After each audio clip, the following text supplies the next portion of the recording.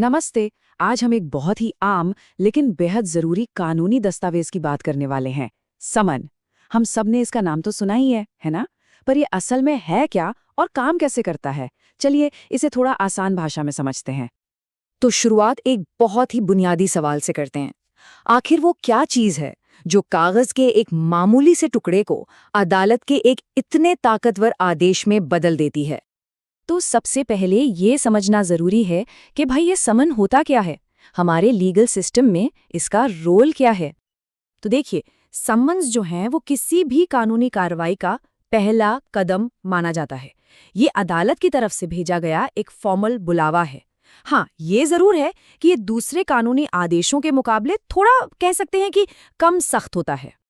इसको समझने का सबसे अच्छा तरीका ये है कि इसे एक ऐसा ऑफिशियल इनविटेशन मान लीजिए जिसे ठुकराया नहीं जा सकता, और बस यही एक बात इस सीधे साधे से दिखने वाले कागज को बहुत पावरफुल बना देती है। अच्छा, तो ये भेजा क्यों जाता है? अब यहाँ से बात और भी दिलचस्प हो जाती है, क्योंकि एक समन के असल में दो ही मेन मकसद होते हैं।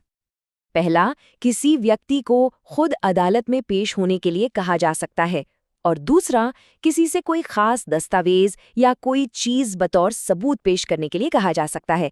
बस मोटे तौर पर यही वो दो वजह हैं जिनके लिए कोर्ट समन जारी करता है। अब सवाल ये है कि कोई भी समन कानूनी तौर पर सही है या नहीं, ये कैसे पता चलेगा? तो देखिए, भारतीय नागरिक सुरक्षा संहिता 2023 के मुताबिक किसी भी पारंपरिक यानी फिजिकल समन को वैलिड होने के लिए उसमें 4 चीजों का होना बेहद जरूरी है। जी हाँ, पूरे 4 जरूरी तत्व। तो चलिए अब इन्हीं 4 जरूरी चीजों पर फोकस करते हैं और देखते हैं कि वो कौन सी बातें हैं जो एक समन को असली और कानूनी तौर पर पक्का बनाती हैं। तो ये 4 शर्तें हैं। पहली, समन हमेशा लिखित में होना चाहिए, यानी इन राइटिंग। दूसरा, ये हमेशा 2 प्रतियों में यानी डुप्लीकेट में होगा। एक कॉपी उस व्यक्ति को दी जाती है जिसे बुलाया गया है और दूसरी रिकॉर्ड के लिए रखी जाती है। तीसरा, और ये बहुत जरूरी है, इस पर कोर्ट के पीठासीन अधिकारी यानी प्रिसाइडिंग ऑफिसर के दस्तखत होने चाहिए। और चौथी चीज, इस पर कोर्ट की ऑफिशियल मोहर यानी सील लगी होनी चाहिए। इन चारों में से अगर एक भी चीज मिसिंग है तो समझ लीजिए कि वो समन कानूनी तौर पर अधूरा है। ठीक है, ये तो हुई कागज वाले समन की बात। लेकिन आज तो हम डिजिटल दौर में हैं, राइट? तो क्या कानून भी बदला है? बिल्कुल। 2023 की जो नई संहिता है उसने इस पूरे प्रोसेस में एक बहुत जरूरी मॉडर्न अपडेट किया है। यहाँ पर हम फिजिकल और इलेक्ट्रॉनिक समन के बीच का फर्क साफ साफ देख सकते हैं। देखिए, कानून ने उन पुराने 4 उसूलों को ही आज के डिजिटल जमाने के हिसाब से बदल दिया है। जहां पहले लिखित समन था, अब वहां एन्क्रिप्टेड इलेक्ट्रॉनिक फॉर्म है। 2 प्रतियों की अब जरूरत नहीं है।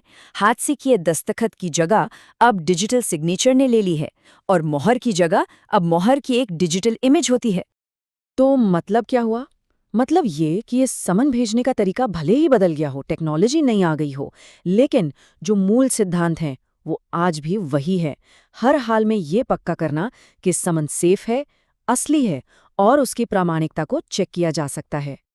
और देखिए, कानून में चीजें कितनी स्पेसिफिक होती हैं। समन किसे भेजा जा रहा है, इस आधार पर उसका फॉर्म नंबर तक अलग होता है। अगर किसी अभियुक्त यानी अक्यूज को समन भेजा जा रहा है तो उसका फॉर्म अलग होगा, और अगर किसी गवाह यानी विटनेस को तो उसका फॉर्म बिल्कुल अलग होगा। ये सारी बातें हमें एक बहुत ही जरूरी सवाल पर लेकर आती हैं। आखिर हमारा कानूनी सिस्टम इतनी छोटी छोटी डिटेल्स पर, इतनी बारीकियों पर इतना ज्यादा जोर देता क्यों है? इन सख्त नियमों के पीछे वजह बहुत साफ है।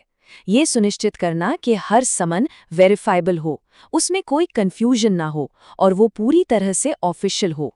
इससे होता ये है कि केस से जुड़े सभी पक्षों के अधिकारों की रक्षा होती है। देखिए, जब प्रोसेस में इतनी सटीकता होती है तो यही एक पारदर्शी और भरोसेमंद न्याय प्रणाली की नींव बनती है। जब इतने छोटे से दस्तावेज को भी इतनी सावधानी से हैंडल किया जाता है तो इससे पूरे लीगल फ्रेमवर्क पर लोगों का भरोसा बनता है। तो आखिर में एक सवाल के साथ इसे खत्म करते हैं। जरा सोचिए, अगर सिर्फ एक कानूनी दस्तावेज को सही तरीके से बनाने और भेजने के लिए इतनी ज्यादा सटीकता और नियमों की जरूरत पड़ती है, तो ये पूरी न्याय व्यवस्था की विशाल जिम्मेदारी के बारे में हमें क्या बताता है?